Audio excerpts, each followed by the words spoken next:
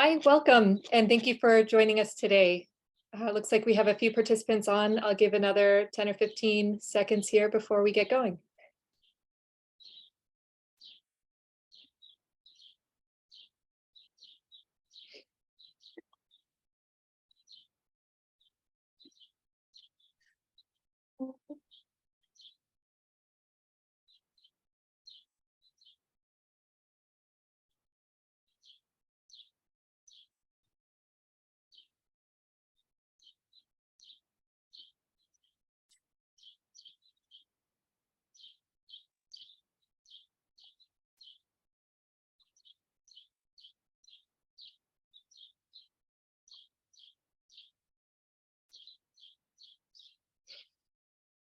I hear some background noise.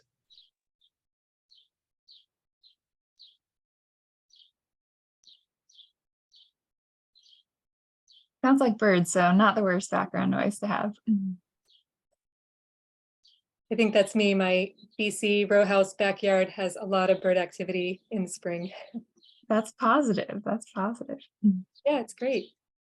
I see the participant numbers are still going up, so I'm just going to give it another little bit here, and then we'll get moving.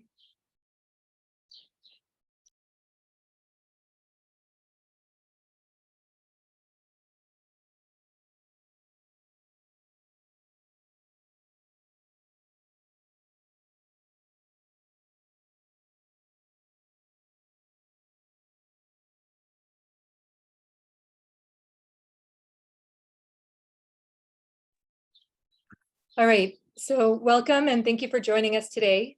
My name is Genevieve Croft, and I'm a program scientist with the BioFutures program at Schmidt Futures. We look forward today to taking this opportunity to discuss the convening that the Foundation for Food and Agriculture Research, or FAR, and Schmidt Futures partnered on to host in March of this year. So this convening was focused on feedstocks of the future for a circular US bioeconomy. We'll move to the next slide. As we get started here, I just want to review a couple of our housekeeping items. During the webinar, your microphones will be muted. Our webinar is scheduled for about an hour. We'll have some presentations followed by question and answer. For the question and answer, please feel free to type your questions into the Q&A box or into the chat. Questions will be addressed at the end of the webinar. And as another reminder, this webinar is being recorded and the recording will be made available to registrants afterwards. We'll move to the next slide. So you're going to hear from several speakers today, shown here on this slide. I'm representing Schmidt Futures, again, Genevieve Croft. John Reich is my counterpart at FAR, where he's a scientific program director. Rachel McGill is a scientific program associate, also at FAR. Doug Cameron is a member of the FAR board, as well as an independent board director, advisor, and investor. And Reena Singh is the Executive Vice President for Policy at the Alternative Fuels and Chemicals Coalition. In terms of roles, FAR and Schmidt Futures staff developed the convening. Doug and Reena were members of the steering committee that advised us on its development. So there were a few other members of the steering committee, and hopefully they can join us today as well. We're moving on to the next slide. So we designed this convening to bring together a group of experts with diverse knowledge and expertise that are relevant to the use of circular and alternative biomass feedstocks or future feedstocks in bioproduction. Our particular focus was on research and development questions that are critical to increasing their use in bioproduction. We held the convening in March of this year with 50 different attendees. Not everyone that we invited were able to come, but we really enjoyed the insights that these 50 attendees provided. Following the convening, we worked with a scientific writer to summarize the convening and its findings and to synthesize them into the report that FAR released last week. The report reflects the ideas and opinions of our convening's participants. With the release of that report last week and this webinar, we're disseminating the convening's findings to a broader audience than could participate in the event itself. And we hope it will be valuable to the broader community and may spark some discussions and even disagreements. Next slide, please. Speaking for Schmidt Futures, I'm going to present a little bit of the background on our organization, as well as our interest in the bioeconomy. Next slide. So Schmidt Futures is a philanthropic initiative of Eric and Wendy Schmidt, We've been around since 2017, and we largely focus on bringing talented people together in networks to solve hard problems in science and society. These problems range from problems in astrophysics to genetic engineering to scientific software development and talent development. So it can be a very diverse organization. Next slide. Among these efforts of Schmidt Futures is a focus on the bioeconomy. And that work started in October of 2021 when Schmidt Futures launched its task force on synthetic biology and the bioeconomy. This task force was composed of subject matter experts from across academic disciplines, including physics, ethics, and synthetic biology, venture capitalists and industry leaders from both small and large companies, and leaders from biotechnology consortia. They worked over a 6-month period very intensively to envision a US bioeconomy strategy, which was released in April of 2022. The strategy report identified 5 pillars shown here in the center of the figure, and the goals identified in the task force report would need to be pursued not only by philanthropies like our own, but also by government, business, and other private groups. I believe at the end of the webinar, we'll be sharing some links, and we'll share the link to the task force report as well as other Schmidt Futures links. Move on to the next. So following the release of the task force report last year, Schmidt Futures identified some key areas from that report where we, as a philanthropic venture, could make a difference. So the BioFutures program addresses 3 key areas of focus. The first is repurposing sustainable waste biomass, and that's the predominant focus of today's webinar and the work that we've been leading. But also we're looking at overcoming engineering constraints, mobilizing talent for bioeconomy related federal agencies. The work that we're discussing today, again, is on this first key area. Next slide. For us, feedstocks mark the beginning of the bioproduction value chain. They can be sourced from a variety of materials, including agricultural residues, municipal solid waste, and forest residues, and other biomass materials. We're asking the question, what are the obstacles to advancing the use of these circular and alternative biomass feedstocks that can be addressed through science and technology, research and development? What R&D could we fund as a philanthropy that fills in the gaps that aren't addressed by existing funders? For example, by the US Department of Energy, the US Department of Agriculture, the National Science Foundation, or private industry. We partnered with the Foundation for Food and Agriculture Research, again, FAR, on this exploratory effort due to FAR's focus on agricultural research, their network of researchers and agricultural practitioners, and their demonstrated interest in using science and technology to advance the US bioeconomy. So I'll turn it over to John Reich to introduce FAR. Great, thanks Genevieve. So I'm John Reich, I'm with the Foundation for Food and Agricultural Research. Next slide, please. I thought I'd just tell you a little bit about the organization that I work for before we get started into more of the convening focus. So the Foundation for Food and Agricultural Research is a 501c3 nonprofit, and again, we're called FAR for short, and we're a research funding organization, where our mission is to build collaborative partnerships to support audacious science addressing today's food and agricultural challenges. FAR has a unique, successful model. We build public-private partnerships to advance food and agriculture research. And the partnership part of this is really important, as for every dollar of research funding that FAR spends, we need to have a dollar of matching support that is not coming from the US federal government. Through our collaborations at FAR and partnerships, FAR advances actionable science benefiting farmers, consumers, and the environment. We fund research focused on 6 challenge areas: soil health, sustainable water management, advanced animal systems, next generation crops, health agricultural nexus, and urban food systems. Additionally, we fund climate smart research through our Ag Mission initiative. Next slide, please. All right, so now I'm going to take you into our convening focus to kind of set the stage before we go into our research themes. Next slide. So at FAR and other organizations, we really engage in programmatic planning by beginning to identify the white spaces where research investments can lead to impact and that can fill the needs of an industry. And we aim to have impacts from our research, which makes stakeholder input important at multiple stages of project development. Part of this process for us can include things like convening events, where these events help us gain important information about areas that could advance a research ecosystem. Oftentimes, this means that if we want to get somewhat granular in determining priorities, we have to have a focus. This doesn't mean that areas outside of our convening focus are not important. We realize there are multiple areas that greatly advance a research ecosystem, and we'll focus on some of those other areas in separate initiatives or convenings typically. In addition to this, we also need to understand what is happening in the research funding ecosystem. So our organizations do not have unlimited resources, and it's important to identify where we can have an impact. So while prepping for our convening, we realized that there are a lot of important topics that we could fit into a convening. And if we focused on them all, it would be very hard to come to any real research themes, which is what we hope to get out of this convening. So our job was to focus on the very specific topic and to narrow down areas of research we thought would be beneficial for circular feedstocks. So what was in scope for us? Circular feedstocks obviously was in scope for us.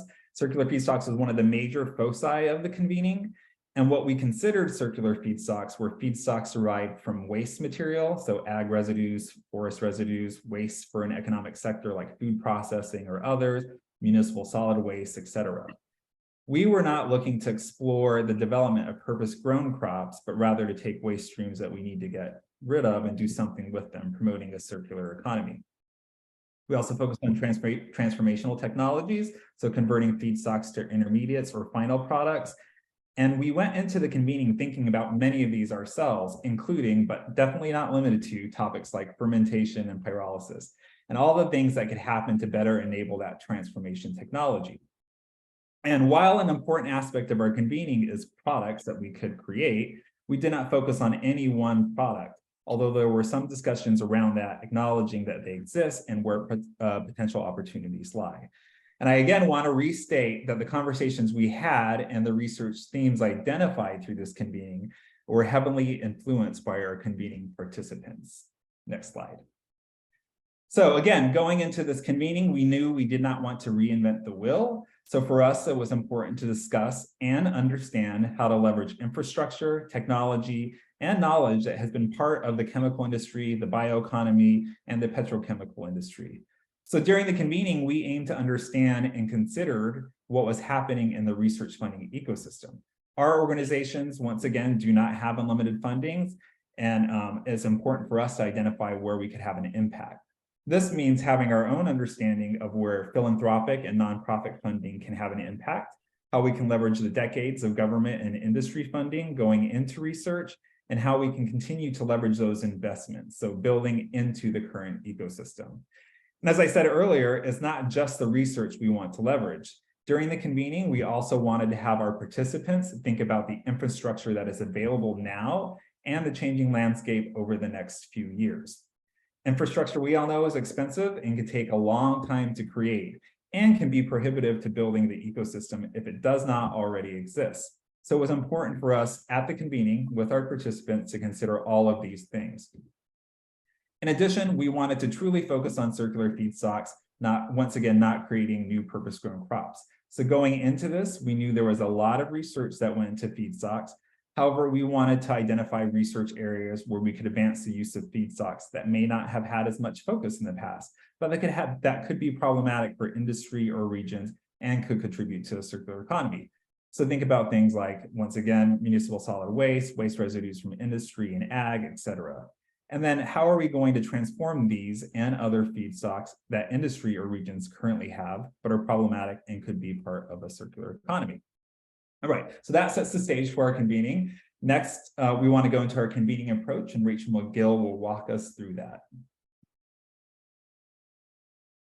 Thank you, John, for describing the convening focus areas. My name is Rachel McGill, and I am with the Foundation for Food and Agriculture Research, and I will talk a little bit how we took these foci areas and developed a convening approach to identify research needs to move this field forwards for more circular U.S. bioeconomy.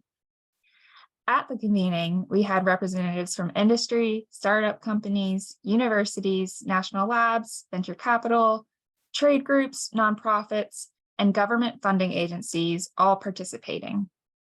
That said, as others have mentioned, we acknowledge that the research needs identified through this effort could have changed with different attendance and would have benefited from additional representation. So one of the goals of this webinar is not only to disseminate some of the findings that convening participants contributed throughout this effort, but also to learn from your perspective. So please do use the Q&A and the chat as we go through this webinar to contribute those things.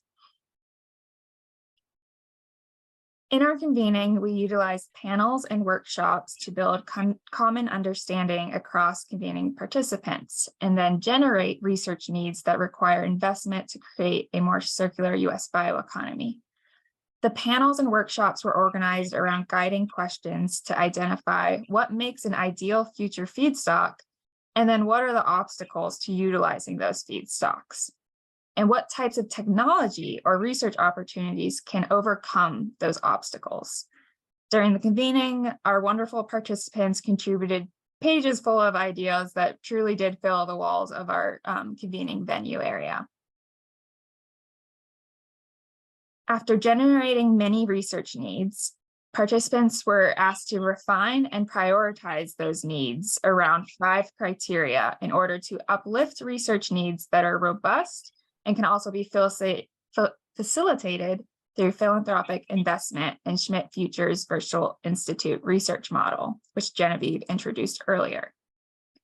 These criteria included, are there commonalities in needs across different scenarios in the future? Is there a regional application to this research need? Can this research be advanced within a 5-year time frame per the structure of the Virtual Institute research model? Is this type of work being funded elsewhere? We want to ensure research investments are not being duplicative. And finally, are there challenges that cannot be addressed by research? There are factors in the enabling environment, like policy and infrastructure, that are crucial to consider, but may not be feasible to address within a philanthropic research investment. We discuss things like this in the enabling environment within the convening summary report, which we encourage you all to dig into further. This convening approach resulted in 9 overarching research themes and also 3 common challenges throughout the discussions. These 3 challenges were common themes throughout the workshop and are further described in the convening summary report. First, the complexity of feedstocks, both in their composition, so things like their heterogeneity and other properties, as well as their variability if they are only available during certain seasons, for example.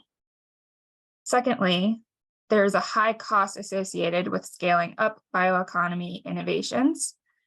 And finally, there were challenges identified for informed decision-making, mainly due to undeveloped modeling capabilities and also difficulty finding data. To address these challenges, as well as others, 9 overarching research themes emerged. Participants worked together to group research needs that address these aforementioned challenges within 9 overarching themes. For the purposes of this presentation, these themes are organized into 3 sections. First, you will see on the left there are 4 research themes relating to issues of heterogeneity, which Doug Cameron will describe in more depth.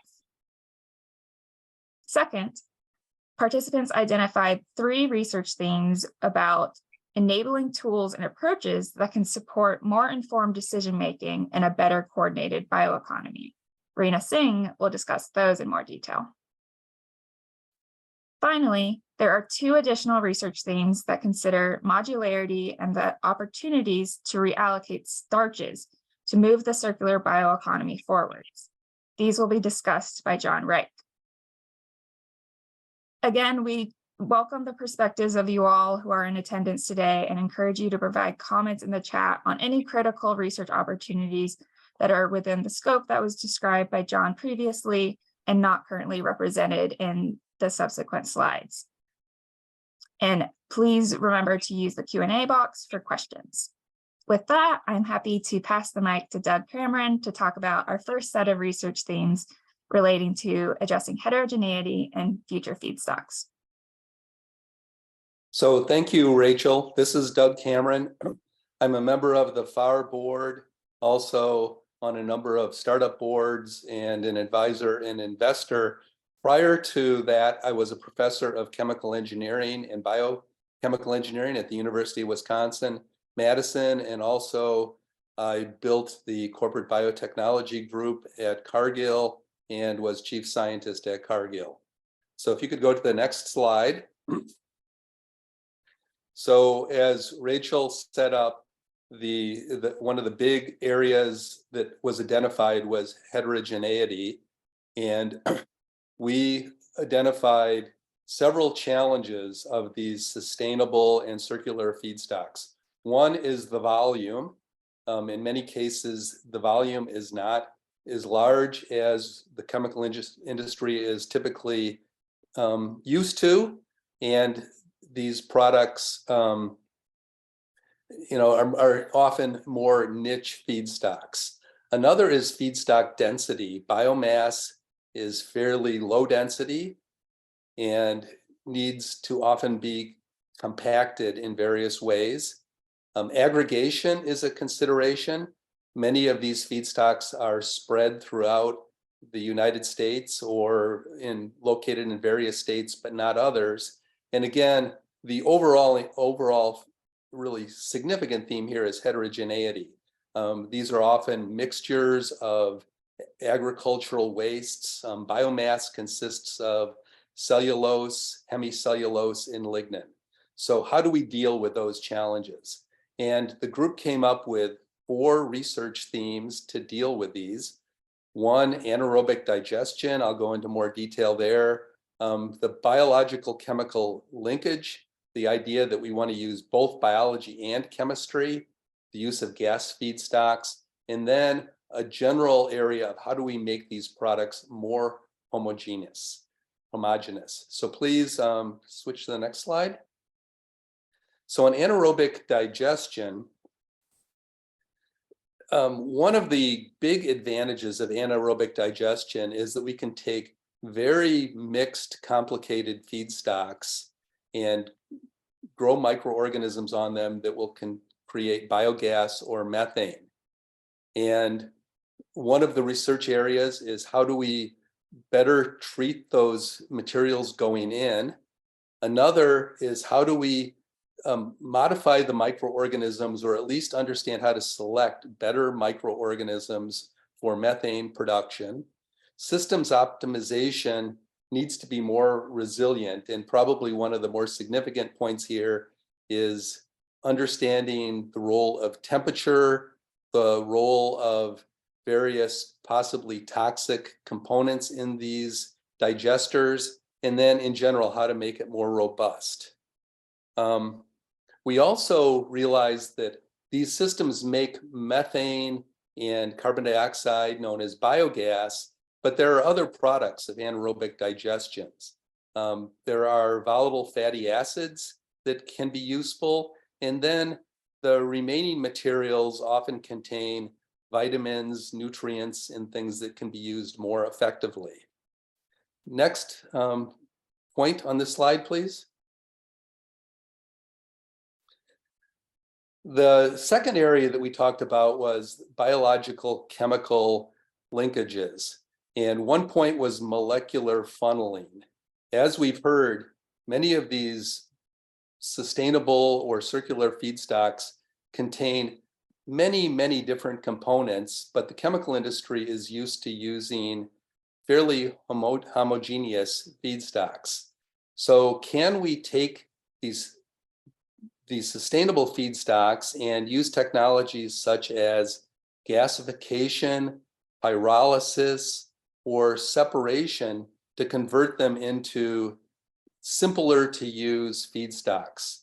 For example, converting biomass into cleaner, simpler sugars, taking lignin and converting it into molecules that are more accessible for chemical processing, taking some of these materials and liquefying them in various ways to things like ethanol, methanol, or acetic acid, and then using gasification to make syngas. One of the things that the group noticed is that often people think about solving these problems either using biological methods or using chemical methods. We think that an important consideration is combining these and thinking of ways to maximize the role of biotech and biological methods and the role of chemical methods. Next slide. Gas feedstocks are very interesting because we have large amounts of gases that are available and they tend to be very inexpensive. So we already saw that we can use anaerobic digestion to produce biogas, which is methane and carbon dioxide. We also have gasification technologies to make syngas, which is largely carbon monoxide and hydrogen. There's a huge amount of effort globally to produce hydrogen by various methods. And then there's also a lot of effort to concentrate carbon dioxide throughout the world. So although gases they're widely available, but they are also fairly difficult to utilize. So one of the themes is how do we come up with more efficient and better ways to use these abundant gases? And critical issues are gas transfer into reactors, often called mass transfer, and also controlling heat in these reactors or heat transfer. And to do this, we need both improved reactors, but we also need better models. Another topic that came up is that the availability of these gases, particularly waste gases around the country, is not well documented. Next point. So finally, all of this kind of, can be rolled up under the term homogeneity. We need to come up with more homogeneous substrates for this field. If we're dealing with biomass, there may be niche biomasses such as almond shells and other biomasses around various parts of the United States. And the concept of coming up with what we call a formatted feedstock or a more characterized feedstock that could even be maybe converted into a well-defined commodity feedstock was something that we discussed. And this is a way to work together across states or across regions to create feedstocks that are more abundant and more well understood to be used by the chemical industry. With that, I'd like to pass it on to Rachel Singh for the second part of the research needs discussion.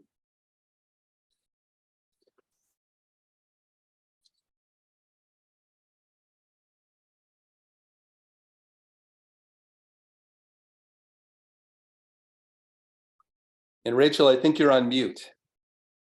Arena. Sorry, Rena Singh. Yes, and Rena, I think you're on mute.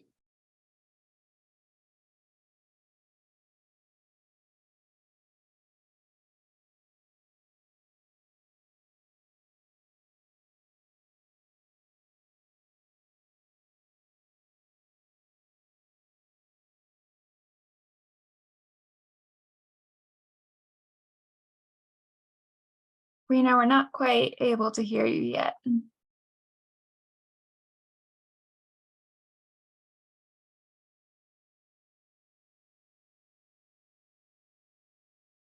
Okay. There we are. Can you? All right. Sorry about that. Technical problem here. So thank you, Doug. Hello, everyone. This is Rena Singh, Executive Vice President for Policy at Alternative Fuels and Chemicals Coalition, also known as AFCC. I have been a member on the convening event steering committee for FAR and Schmidt Futures, and it's been very exciting. So this section will be on enabling tools and approaches and some of the challenges our sector is facing related to feedstock development and how research can provide solutions. An overview of challenges and potential research themes which the convening participants identified will be presented.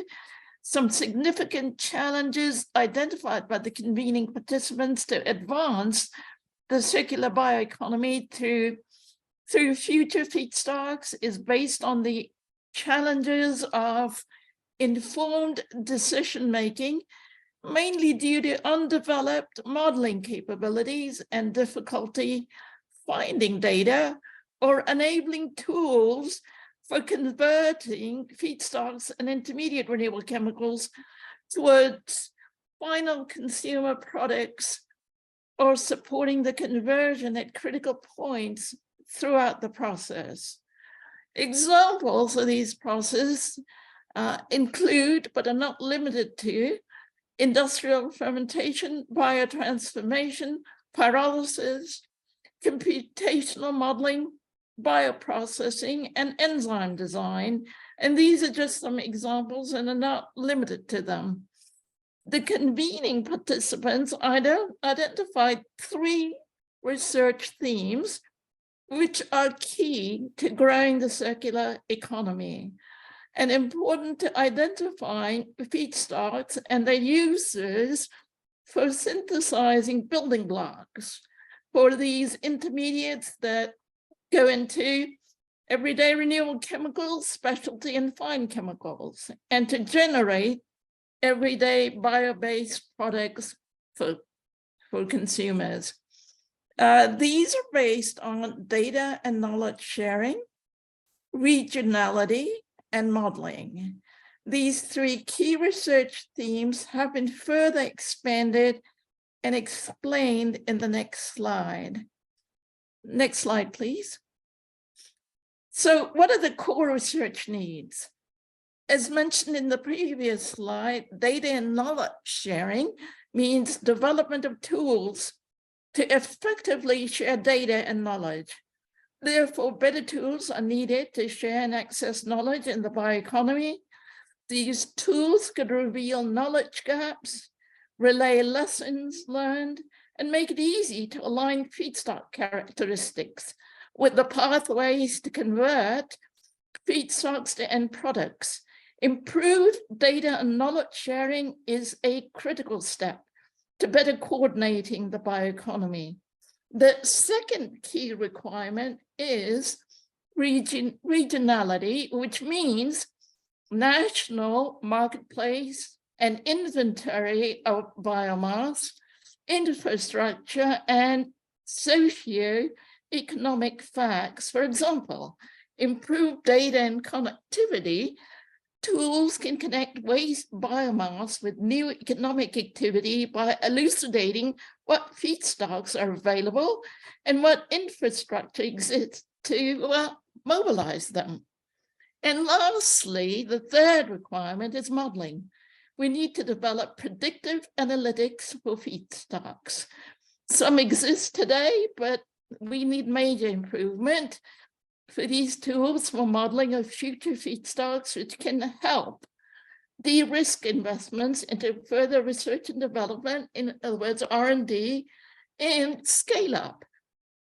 Specifically, techno-economic analysis, or we call it TEAs, and life cycle assessment, or LCAs, are needed on novel feedstocks and conversion pathways before resources are invested to further develop these feedstocks. And with that, I will turn it over to my colleague, John Reich from FAR, to continue the conversation on additional challenges and research themes. With that, John? All right, thank you, Raina. So, we're really going to talk about the last 2 research topics that Doug and Raina didn't cover already that came from our report. So next slide, please. So this section is really about the topics that may not have necessarily fit in with those other 2 topics, but they do have a lot of overlap. And there are important aspects of or ideas that are needed to move this bill forward. So now remember, we have not included everything here related to our rich discussion we had at the convening. With that said, I'll just go over these 2 topics here. So part of the challenges that these research themes address are the high initial costs to scale up and dealing with the transformation of complex feedstocks. And the 2 themes I'm going to cover briefly are modularity and starch reallocation. Next slide. So this first topic, modularity, really deals with aspects of reducing the cost of participation in the bioeconomy. This was less about decreasing the costs of the feedstocks and more focused on the high costs of things like equipment, where reducing the cost of equipment for testing can lead to an acceleration of using circular feedstocks in the economy. The idea here was really to create the template for a semi-bare bones large-scale testing systems that can be adapted per region to deal with diverse feedstocks. The hope was that it would bring down capital costs and again, accelerate scale up here. So if there were these systems and regions, and we talk a lot about this, you can imagine that you could also begin sharing data between them that leads to data standardization to be used across the industry, including helping each of these modular systems troubleshoot and bring down operating costs. So the idea here really is to research the design of such a system. The other topic that we discussed, or that I'm going to be discussing briefly, is starch reallocation. So this really ties into homogeneity, some of the research themes that Doug Cameron talked about, and focusing the conversion of lignocellulosic biomass feedstocks that are problematic to transform. So the idea for this specific research need is to use lignocellulosic feedstocks, such as rice waste, corn waste, etc., that have been pre-treated for animal feed, where the animals would break down the lignocellulosic feedstocks, and the starches that are currently going into feed now could be a potential source of a more homogeneous feedstock for the chemical industry. So really, for us, this is, and so we talked about also that you would have to research the impacts of lignocellulosic-based feedstocks on meat quality at the end of the day. So this topic, or my part of the presentation, really ends the research needs identified. But again, I want to restate that these are the research priorities that came from our convening. We talked a lot at our convening about other topics, some of which were highlighted in the report. And at the end, given our constraints and the thoughts of our participants, the research topics we presented on today are the topics our participants agreed should move forward for development within our convening. With that said, I'll turn it over to Genevieve Croft from Schmidt Futures to talk about the Virtual Institute. Thanks so much, John. Really appreciate it. So with these last couple of slides of the webinar, before we get to the Q&A section, I just want to run through a couple of next steps. So let's move to the next slides. So first of all, we've released the convening summary report. It's available on the FAR website. I'm sure we'll send out another link so that you can reach it easily. We hope that this report is going to be valuable to others who are considering the challenges and opportunities that surround the opportunities involved in increasing the use of future feedstocks. It's a complex opportunity. There are a lot of ways to contribute, and we think that within this report, we've identified a couple of key opportunities and challenges that may be worth further interest. I also want to heartily thank everyone who contributed to this convening and the resulting report, particularly to the participants who spent the time to meet with us over a day and a half. They're all incredible people with busy schedules, and it was a gift that they participated with us and really engaged with one another in an open and informed manner. In addition, I'd like to thank the steering committee who provided thought leadership, and FAR who helped to implement a really excellent convening that was pulled off without a flaw in my opinion. I won't run through everyone's names, but you can see them prominently featured within the report itself if you'd like to see who the participants are and who was involved in writing the report and making sure we had a smooth convening. We're very excited about the themes that surfaced during this convening, and we hope that the community of those people who are interested in the topic continue to engage and take this work forward. The second piece of this is the funding opportunity that Schmidt Futures announced very recently, the Virtual Institute on Feedstocks of the Future, or VIF. So along with the convening, this funding opportunity was shaped with a literature research and interviews with other experts and other funders. So as such, the convening influenced but didn't determine our plans for VIF, the Virtual Institute on Feedstocks of the Future. So let's go to the next slide. So this is, you can see the background from our new website. This is a little bit of information about the funding opportunity. As mentioned a couple of times, we're going to hold another webinar next week. We hope that you all join us if you're interested in the funding opportunity to find out a little bit more of the details in terms of how you submit an application and prepare an application that's going to meet our criteria. So that is taking place next Monday at 12 p.m. Eastern. Again, you'll get the link. So last week, or a little bit over a week ago, we released the call for expressions of intent for that planned institute. And I wanted to talk a little bit about what it really means. So a virtual institute is a Schmidt Futures framework for providing funding to advanced science and technology research with big and interdisciplinary goals that can't be addressed by any one researcher, discipline, or institution. Virtual institutes host multiple independent but complementary, integrated, regionally distributed teams of researchers and partners. We have a couple of examples on our website of other virtual institutes that Schmidt Futures has funded. There's one about astronomy. There's a recently launched initiative about ocean biogeochemistry. And this VIF is going to be our bio-focused virtual institute. It's intended to be a 5-year research opportunity. We intend to fund up to 5 different teams of interdisciplinary and interinstitutional researchers that will have work that is sort of moving in parallel, but can also at times be integrated. And so we're trying to build a network of carefully selected scientific and technical talent that can take on this big problem and opportunity of thinking about how we can bring future feedstocks into production in a more efficient and economically viable manner. They may be, again, looking at different angles of it. The 2 focal areas that we have identified for this funding opportunity come out of a couple of themes that surfaced during the workshop.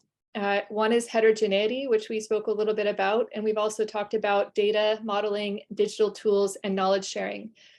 So this idea of heterogeneity is the concept that many of these alternative feedstocks are not available throughout the year, perhaps, or they're not available in sufficient abundance, that someone in industry is going to be willing to go out on a limb and commit to working with that feedstock, because what happens, a month from now when it's not available in sufficient quality or quantity? So what are the science and technology issues that we can use to address that challenge of heterogeneity? We are thinking of this in a very expansive manner. We're very interested in seeing creative research being pitched to us, potentially high risk, high reward opportunities, and opportunities that maybe fall between the cracks of other funders. So these are things that, you may not, we're not looking for a focus, for example, on biofuels, because there are already several large funders that are looking at issues related to that particular product. But maybe the technologies and techniques that are developed through the Virtual Institute may be applicable to a broad range of products. Just to briefly touch on who can apply, we're looking for teams of researchers that will be led by not-for-profit research institutions. So we're thinking universities, national labs, nonprofit research organizations that would engage with a variety of different types of partners. So those could be sub-awardees or more co-equal partners, depending on how those relationships are developed and how the work would best be executed. And then, this initial call is, we're going to run a 2-stage competition. So we're looking for 2-page expressions of intent now. They're going to be due on June 26th. And the idea is that, in 2 pages, you would lay out why your idea is important. What is the research that you would take on? What are the members of the team that would help you to achieve your goals?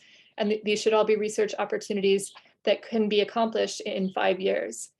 Following the call for expressions of intent, we'll have a review process, and we'll down select to identify those teams that we're going to invite to submit full proposals. And so those will be 8-page proposals that will be a little bit more detailed. They will include budgets, CVs, et cetera. And so, all this is to say there are a lot of details for the funding opportunity, but we are just very excited about, what this type of research can mean for the US bioeconomy going forward. The final element I do want to highlight is that we are interested but not requiring a regional approach. So thinking about, what types of feedstocks might be available in the Pacific Northwest versus the Southeast, versus the Midwest. Is there value in assembling teams of researchers with a regional focus? And could the teams of research be complementary to one another? So with that, I think I will turn it over to Sam, if I understand it, for Q&A. Thank you, Genevieve. Hi, everyone. My name is Sam Bader. Apologies, my camera is not working, but I'm here with you. So we have a couple questions in our Q&A box that I will read aloud so that our speakers can address those. First off, we have, based on the suggested processes, anaerobic digestion and/or chemical biological processing, what are the main industries these processes would serve? I think that's a very good question. I'm not going to answer it myself, at least not initially, by, I'm interested, I'm not meant to be a moderator, sorry, y'all. Yeah. Whether Doug, Cameron, or Rena have any, would like to comment on that. Well, the whole focus of the convening was to look at feedstocks that could be used for production of chemicals and materials. So again, as we heard, we're not focused on biofuels. So, how can we use methane from anaerobic digesters, materials from anaerobic digesters, or biological transformation of biomass as feedstocks to address basic chemical industry? And this would be plastics, biodegradable plastics, chemicals, fabrics. I mean, the world is based on carbon. Everything that we touch is either a metal or a carbon, and we're focused on the carbon side of the chemical economy. Okay, thank you, Doug. And if I can I jump in there with another component? Thank you, Doug, for that. And I think it's very true, the responses that you're providing. Another element that we're thinking of is, not only, what can we do for industry, but what can these types of activities do for those who produce these types of waste products? What are the environmental and or other co-benefits? So we are very excited about the opportunities that this sort of circular style of bioeconomy, circular feedstocks may have, in addition to driving economic development and opportunities. And so let's keep that in mind as well. Thank you so much, Genevieve. Next two questions, and they kind of go together. Will the convening begin to consider putting efforts to mapping of concentrated areas with feedstocks of interest? And is there an interest to form feedstock hubs to facilitate collaboration of shared feedstock processors? I'll take the initial stab at this, and it's just going to be brief for me. So will convening begin to consider putting efforts to mapping of concentrated areas with feedstocks of interest? So the convening has happened, but that is definitely a topic that has come up during the convening, that we need to understand the feedstocks in a region and the amount and quality of those feedstocks. The second part, is there an interest to form feedstock hubs? I think this also came through our convening event, and partly came through one of the topics that, and not the only time it came through, but partly came through one of the topics I presented on, which was the modularity of these systems. Yes, there was, and just to jump in, there was a lot of interest in the feedstock hubs. And then, because the question was, how do you concentrate these fairly diffuse feedstocks, and how do we get them in a form that they can be well understood and usable by various industries?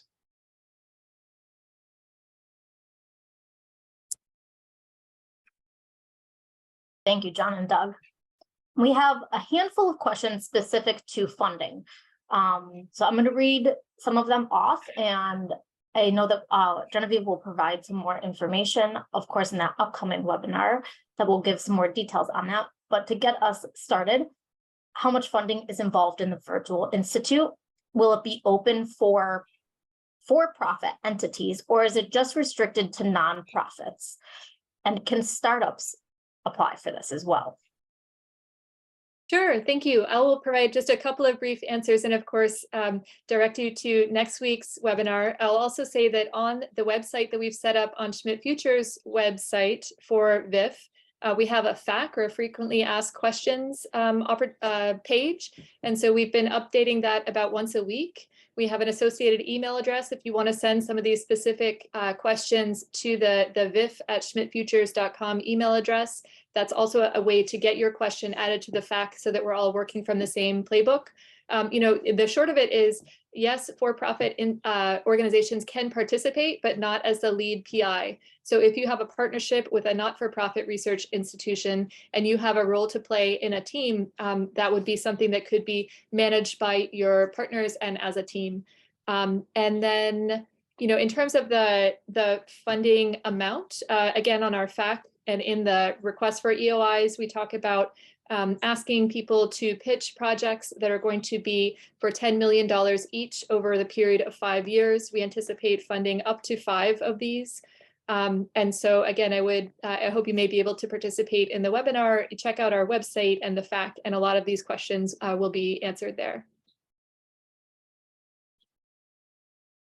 Thanks, Genevieve. I'm sure everyone's very excited for this upcoming webinar. It's great to see the questions come in. Our next question, interconvening, which sounds excellent. Thank you. Everyone worked very hard on that, so we appreciate that. Did you address the issue of many competing microbes that come with waste streams and the implications of that for biological processes? This could imply some form of sterilization or knockdown of microbes in the feedstock or developing desired street bed bugs to outcompete the invasive guys. What are your thoughts? I'll take the first stab at that. This is Doug. Of course, that's why anaerobic digestion became one of the themes, because anaerobic digesters, pretty much can handle systems with very diverse groups of microbes. It's a process that happens naturally in waste landfills and things, but we think that it can be modified to be better. Otherwise, we want to go after taking these heterogeneous materials and converting it into cleaner feedstocks that could be used by more conventional biological or chemical processes. So converting biomass or waste materials to things like methanol or pure sugars that could be used in cleaner fermentation or chemical processes. I think that's a great answer, Doug, and thank you. And I will just add that I think there are a lot of exciting opportunities to think about that microbial angle. And so we're very curious to see what other ideas people have. We've captured what we could in the convening report, but of course, there's a lot more to be discussed and a lot more research to be done. Thank you all for your thoughtful answers. Rachel, I'll turn it back to you at this point. If there's any last questions that y'all have, please drop them in the Q&A. Otherwise, I'll hand it off to Rachel. Sure, thank you, Sam. So again, we really, really want to thank our wonderful steering committee members listed here, Doug Cameron and Reena Singh, who are our speakers on the call today, as well as George Huber, Jim Lane, Mary Maxon, and Bala Subramaniam. They were really crucial in guiding this whole process in developing the convening event, as well as the post-convening report. And then a huge thanks to Raymond Redcorn. He was our lead report author and supported the report production process, and it really would not have been possible without him. And there are many, many more people to thank, as Genevieve mentioned, and especially our wonderful participants who are listed in the report. And we will make sure that you all have links to that report, as well as the upcoming webinar and other links related to the open opportunity in a follow-up email, as well as in the chat.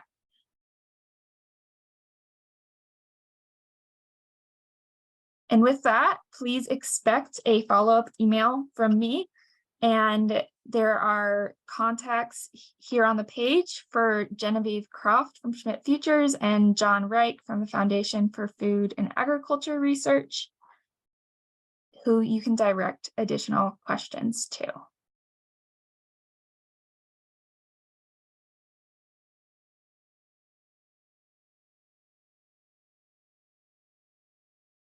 All right, and with that, I suppose we conclude, Rachel? Yes. All Thank right, you thank you so everyone for much. joining.